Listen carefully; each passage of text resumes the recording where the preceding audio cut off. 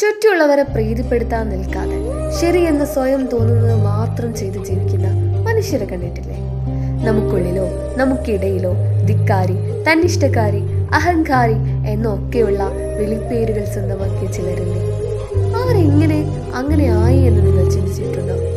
എല്ലാരെയും പ്രീതിപ്പെടുത്തി എല്ലാരെയും സന്തോഷിപ്പിച്ച് ഒടുവിൽ സ്വയം എങ്ങും എത്താൻ കഴിയാതെ പോയവരാണ് അവരെങ്കിലും. സഹായിച്ചവരും കൂടെ നിൽക്കുമെന്ന് കരുതിയവരും വരെ ആ താഴ്ചയിൽ അവരെ അപമാനിച്ചിട്ടുണ്ടെങ്കിലോ? ഈ വേദനകളിൽ നിന്നാണ് അവർ ഇങ്ങനെയൊക്കെ ആയതെങ്കിലും.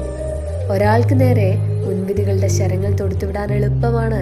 പക്ഷെ ആ മനുഷ്യന്റെ മനസ്സിലെ വേദന, അവർ കൊണ്ടു നടക്കുന്ന ഭാരങ്ങൾ, അതിന്റെ കണക്കുകൾ നമുക്കറിയില്ലല്ലോ.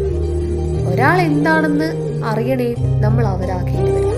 അതാവാൻ കഴിയാത്തിടത്തോളം വിധിക്കാതിരിക്കുക. നിങ്ങൾ സ്വയം ജീവിക്കുക, ഒപ്പം ജീവിക്കാൻ അനുവദിക്കുക.